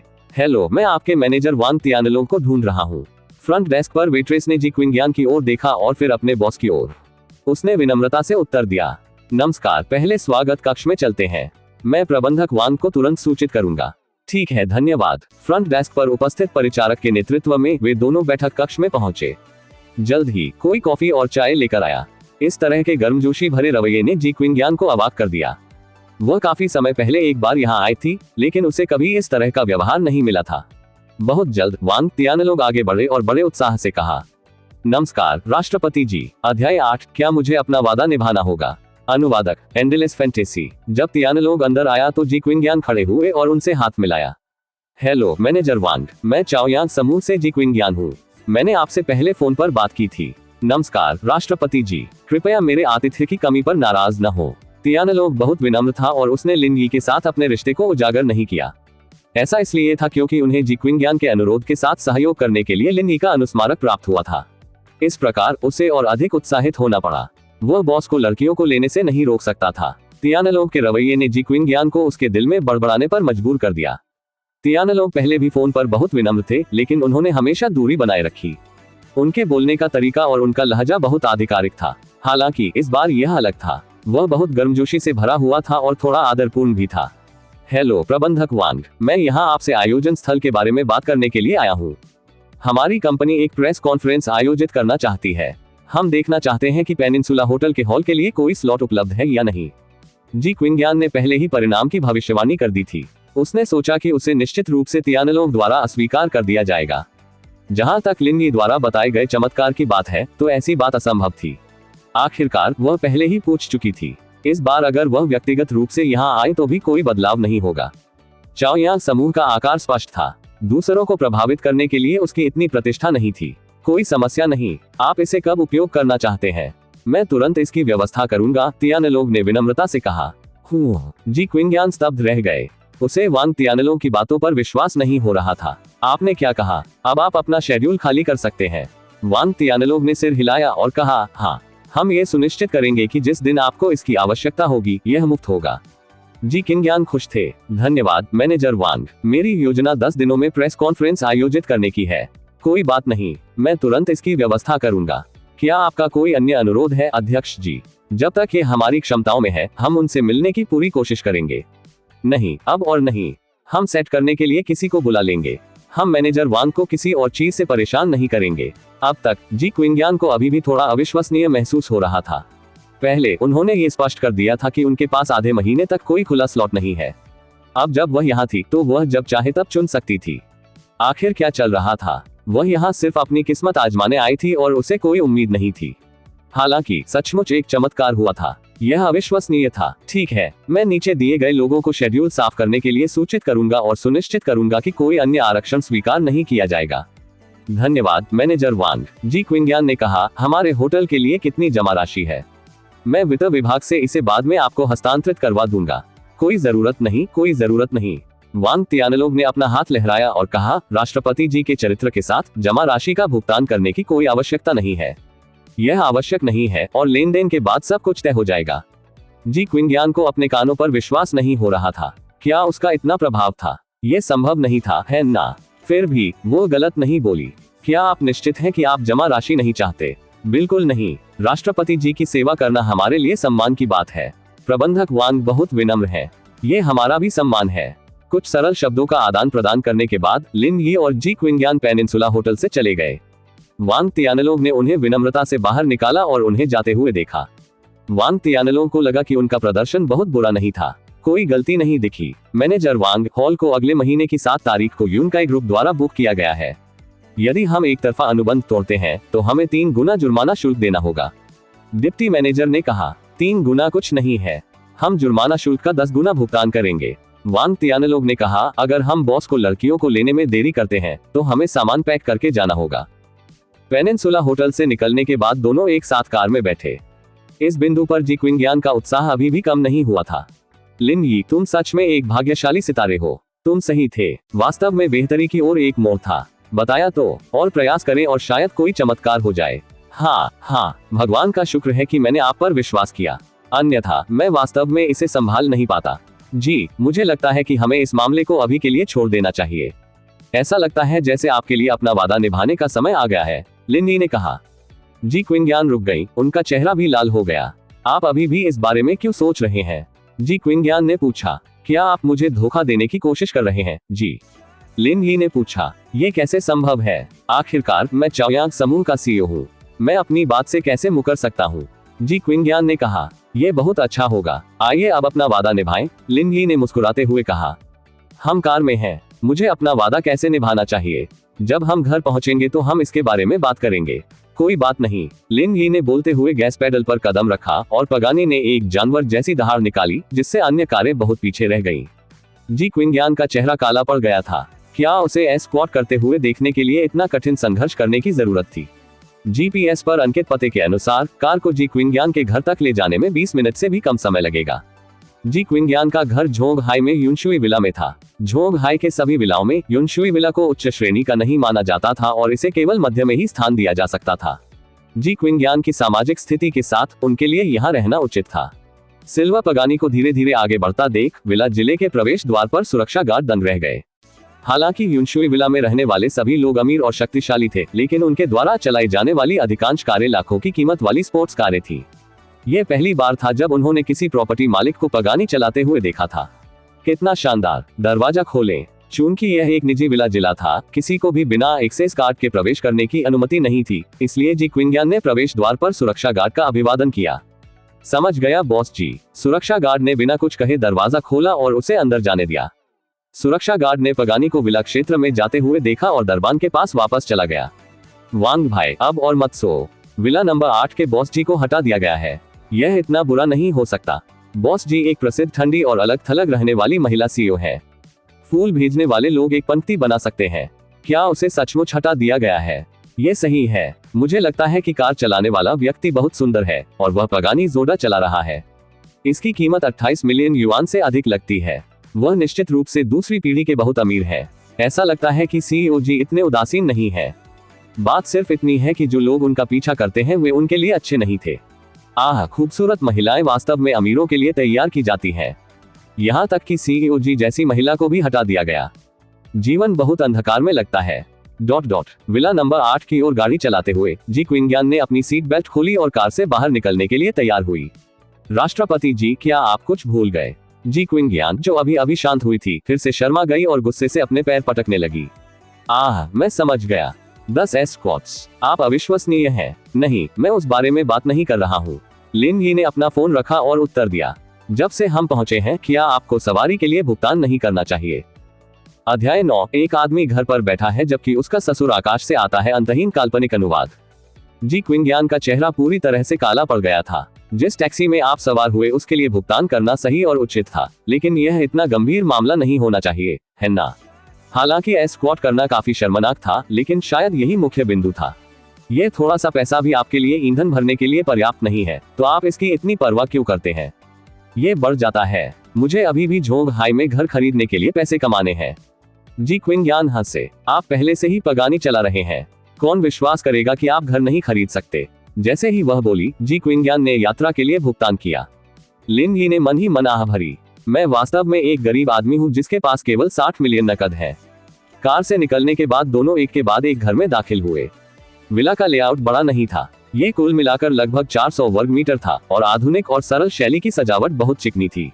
इसके अलावा चमेली की हल्की सुगंध भी थी। आप क्या पीना चाहेंगे, कॉफी या चाय? चाय, यह मेरी प्यास बुझा देगी। लिन यी ने अत्यधिक औपचारिक होने की परवाह नहीं की। जल्द ही जी क्विंगयान ने चाय का एक बर्तन बनाया और लिन यी को सौंप दिया। कमरे का माहौल भी खामोश हो गया। यह थोड़ा अजीब था। आप इसे अभी देखना चाहते हैं? जी क्विंगयान ने शर्मिंदा होकर पूछा। हाँ, मुझे बाद में कुछ करना है, इसलिए बेहतर होगा कि मैं जल्दी कर सकूं।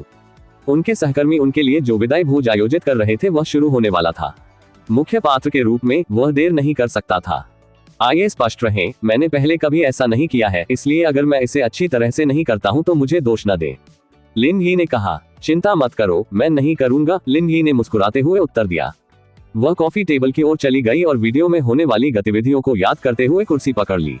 फिर उसने पहला स्क्वाट सख्ती से पूरा किया। उसकी पीठ सीधी थी, कमर पतली थी, जबकि पैर लंबे थे। यह बहुत मानक नहीं था, लेकिन जी क्विंगयान के स्क्वैट्स को देखने के बाद लिन यी को लगा कि इंटरनेट पर सभी महिला एंकर कमजोर थीं। यह इसके बाहर आने की अनुभूति के लिए विशेष रूप से सच था, क्योंकि यह कोई ऐसी चीज नहीं थी जिसके साथ कोई सामान्य व्यक्ति प्रतिस्पर्धा कर सके। विशेष रूप से जी क्विंगयान, जिन्होंने शरीर को ढकने वाली स्कर्ट और काला रेशम पहना हुआ था। यदि उसने अपनी ऊंची एड़ी न उतारी होती तो उसे और भी अधिक अंक मिलते। लिन यी ने चाय पीते हुए आह भरी और जी क्विंगयान को स्क्वैट्स करते देखा। यही जीवन था। क्या कर रहे हो? उन्होंने दूसरे स्क्वाट के बीच में किसी को बात करते हुए सुना। वे दोनों तब सहम गए जब उन्होंने काले पोलो शर्ट पहने एक अधेड़ उम्र के व्यक्ति को दरवाजे पर खड़े होकर हैरानी से उन्हें देखते हुए देखा। पिताजी, आप यहाँ क्यों हैं? अधेड़ उम्र के व्यक्ति का नाम जी एंताई था, जो जी क्विंगयान के पिता थे। क्या मुझे यहाँ नहीं होना चाहिए? लिन यी को लगभग खून की उल्टी हुई। आपके लिए यहाँ रहना वास्तव में एक बुरा समय था। आपको कार के नीचे होना चाहिए, यहाँ नहीं। पिताजी, गलत मत समझिए। वह मेरा नया योग प्रशिक्षक है, वह मुझे नए योग सिखा रहा है, जी क्विंगयान ने समझाया। मैं जानना चाहता हूँ कि कौन सा योग प्रशिक्षक अपने छात्रों को पैर मोड़कर सिखाता है। जी एंताई ने कहा। क्या उसे उन्हें सीधे नहीं पढ़ाना चाहिए?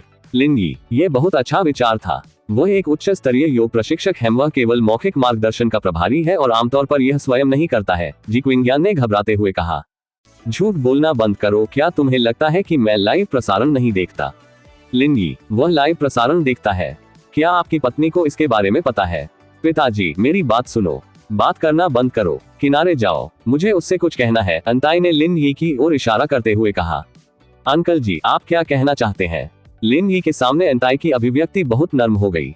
इस व्यक्ति के उनके भावी दामाद होने की बहुत अधिक संभावना थी, इसलिए उसे अच्छा बनना था। नौजवान, तुम्हारा नाम क्या है? लिन यी, आप जीविका के लिए क्या करते हैं? ऐसा लग रहा था कि जी एंताई इसकी तह तक पहुंचने वाले हैं।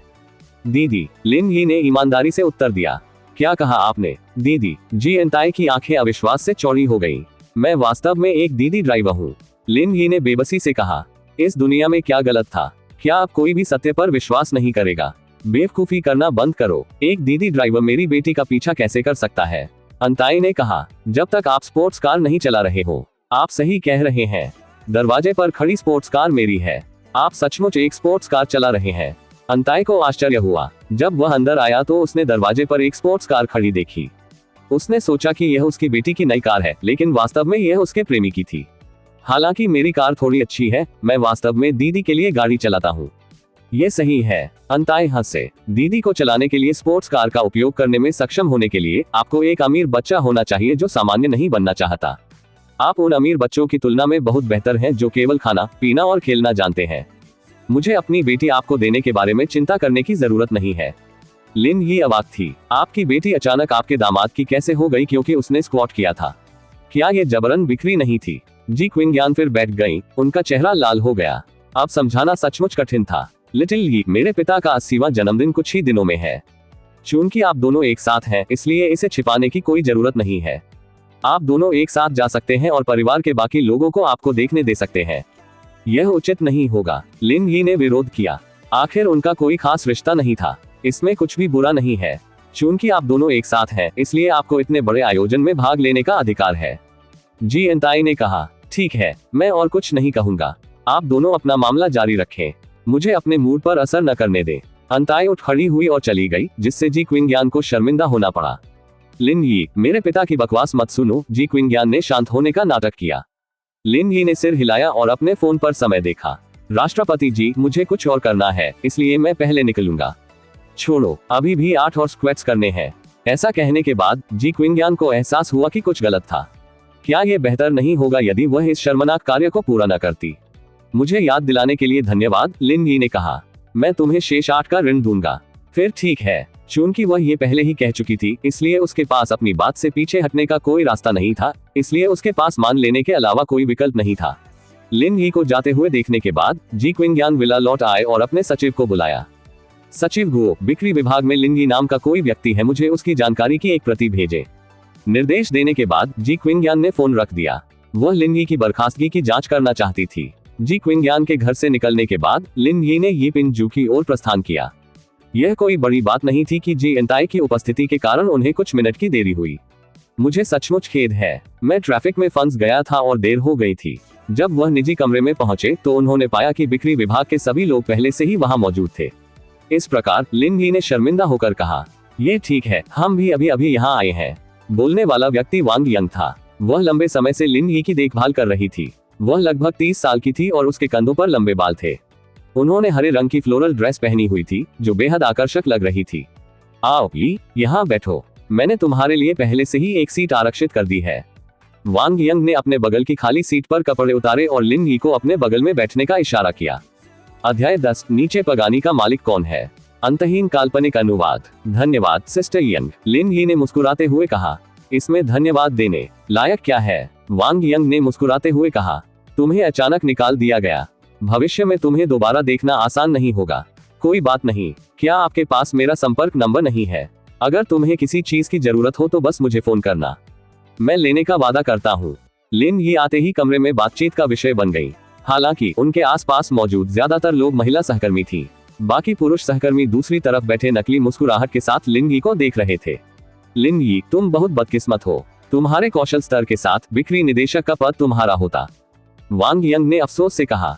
लिन यी के साथ उसके अच्छे संबंध थे। यदि लिन यी बिक्री निदेशक बन सकते हैं तो वह भविष्य में उनकी देखभाल कर सकते हैं। दुर्भाग्य से अब उसके लिए उसे दोबारा देखना मुश्किल होगा। उसकी देखभाल के लिए उस पर भरोसा करना तो दूर की बात है। सिस्टर वांग, आप गलत हैं। हालांकि लिन यी का प्रदर्शन अच्छा है, डोंट ग्रो भी बुरा नहीं है। तुम्हें कैसे पता चला कि बिक्री निदेशक का पद लिन यी का होगा? बात करने वाले व्यक्ति का नाम हुआंग यूवे था, जो लिन यी का सहकर्मी था। जिस व्यक्ति को वह डोंट ग्रो कहता था उसका नाम ली जियांगडोंग था। Before Lin Yi came to the company, he had always been the sales champion in the sales department. However, after Lin Yi came, the position of the sales champion changed hands. Although he was angry, he couldn't do anything about Lin Yi. Furthermore, this time Lin Yi was fired because of him. Wang young ने नाखुश होकर कहा, बिक्री निदेशक के पद का एक निश्चित लक्ष्य है। लिन यी का प्रदर्शन उनसे बेहतर है, इसलिए निदेशक का पद स्वाभाविक रूप से उनका है। हालांकि बिक्री विभाग में बहुत सारे लोग नहीं थे, फिर भी वे 2 गुटों में बंटे हुए थे। सभी पुरुष सहकर्मी ली जियांगडोंग की तरफ थे और लिन यी और अन्य महिला सहकर्मी दूसरी तरफ थी। उन्होंने केवल सतही तौर पर सौहार्दपूर्ण संबंध बनाए रखा। इसका क्या फायदा? क्या उसे अभी भी नौकरी से नहीं निकाला गया? यूवेई ने कहा। इसके अलावा मैंने सुना है कि इस्तीफे के कागजात जल्द ही आ जाएंगे। डोंट ग्रो को जल्द ही बिक्री निदेशक के रूप में पदोन्नत किया जाने वाला है। मेरा सुझाव है कि हम उन्हें टोस्ट दें। हाँ, ऐसा मत बनो, जियांगडोंग ने मुस्कुराते हुए कहा। हालांकि मैं जल्द ही बिक्री निदेशक बनने जा रहा हूँ। आज मुख्य किरदार लिन यी है। मैं सुर्खियां कैसे चुरा सकता हूँ? ये ठीक है, हम उसे बाद में टोस्ट करेंगे। हुआंग यूवेई ने मुस्कुराते हुए कहा। तो फिर मैं आपका प्रस्ताव स्वीकार कर लूंगा। जैसे ही उसने ऐसा कहा, जियांग डोंग और अन्य लोगों ने अपना गिलास उठाया और एक घूंट में शराब पी ली। जहां तक अन्य महिला सहकर्मियों की बात है, वे बिल्कुल भी नहीं हिली। मुझे ऐसा क्यों लगता है कि आप मुझे विदा करने के लिए यहाँ नहीं है? आप थोड़ा दिखावा भी कर रहे हैं, लिन यी ने कहा। ऐसा मत कहो, मैं बस शराब पी रहा हूँ। तुम आज भी मुख्य पात्र हो। जियांग डोंग ने कप नीचे रखते हुए लिन यी की ओर देखा। दूसरी ओर, क्या कंपनी द्वारा निकाले जाने के बाद आपके पास कोई नई योजना है?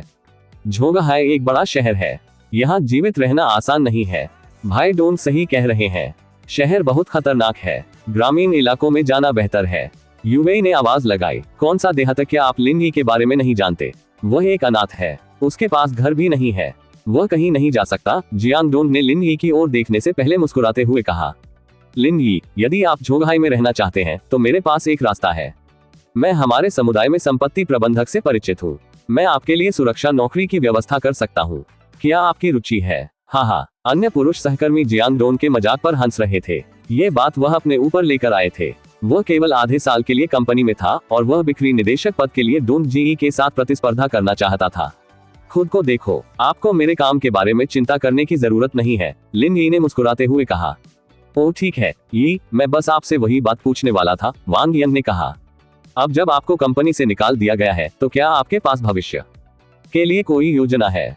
आपके काम पर कोई अपडेट? मैं अब से दीदी के लिए गाड़ी चलाऊंगा। मुझे अपने परिवार का समर्थन करने में सक्षम होना चाहिए। दीदी के लिए गाड़ी चलाओ। वांग यंग और अन्य महिला सहकर्मियों को इस पर विश्वास नहीं हुआ। यह आपके लिए थोड़ी छलांग है। मैं इसमें कुछ नहीं कर सकता। मैं इसे आजीविका के लिए कर रहा हूँ। लिन यी, तुम सच में कुछ हो क्या? आप वास्तव में अपनी उस घटिया शैली को पंजीकृत कर सकते हैं? हुआंग यूवेई ने कहा। मुझे यकीन है कि जब सभी यात्री आपकी बेवकूफी भरी शायरी देखेंगे तो आपकी बुरी समीक्षा करेंगे। उसके बाद आपके लिए अपने परिवार का भरण पोषण करना थोड़ा मुश्किल हो सकता है। ये ठीक है लिटिल यी, हम भविष्य में आपकी सहायता के लिए अपनी राइड का ऑर्डर देंगे, वांग यंग ने गुस्से में कहा। डांग डांग डांग डांग। वे बातें कर ही रहे थे कि निजी कमरे के दरवाजे पर दस्तक हुई। होटल लॉबी मैनेजर अंदर चला गया। नमस्कार, मैं पूछना चाहता हूँ कि नीचे पगानी जोडा का मालिक कौन सा अतिथि है? आपने क्या कहा? पगानी जोडा? कमरे में मौजूद हर कोई स्तब्ध रह गया। यह एक सुपरकार थी और चीन में इसकी संख्या कुछ ही थी। यह सोचते ही कुछ पुरुष सहकर्मी खड़े हो गए और खिड़की से बाहर देखने लगे। वहां वास्तव में एक पगानी खड़ी है। ये बहुत सुंदर है, जैसी कि हुआक्सिया में सबसे विकसित जगह की उम्मीद थी। झोंगहाई में बहुत सारे अमीर लोग हैं। हुआंग यूवेई ने आह भरी। इस कार की कीमत 20 मिलियन से अधिक लगती है। केवल वे अति अमीर लोग ही ऐसी कार खरीद सकते हैं। ठीक है, इसे देखना बंद करो। चाहे आप इसे कितना भी देख लें, आप इसे बर्दाश्त नहीं कर सकते। जैसे ही वह बोला, ली जियांग डोंग ने लॉबी मैनेजर की ओर देखा और कहा, हम सिर्फ साधारण सफेद पोश कार्यकर्ता हैं। हम निश्चित रूप से उस तरह की कार नहीं खरीद सकते। आप दूसरे कमरे में जाकर पूछ सकते हैं। ठीक है, आपके भोजन में खलल डालने के लिए क्षमा करें। जब लिन यी की आवाज आई तो लॉबी मैनेजर निकलने ही वाला था। पगानी में क्या खराबी है? इसके कारण अन्य कारें अवरुद्ध हो रही हैं। मैं मालिक से कार हटाने के लिए कहना चाहता हूँ। लिन यी, आप इतने सारे सवाल क्यों पूछ रहे हैं? वे पगानी के बारे में बात कर रहे हैं, आपकी बेवकूफी वाली शायरी के बारे में नहीं। हुआंग यूवेई मुस्कुराया। वो पगानी मेरी है, इसलिए मैं जितना चाहूं मांगूंगा, ठीक है? ये सुनकर हर कोई हैरान रह गया। क्या क्या कहा तुमने? वह पगानी तुम्हारी है? क्यों? क्या यह इतना अविश्वसनीय है?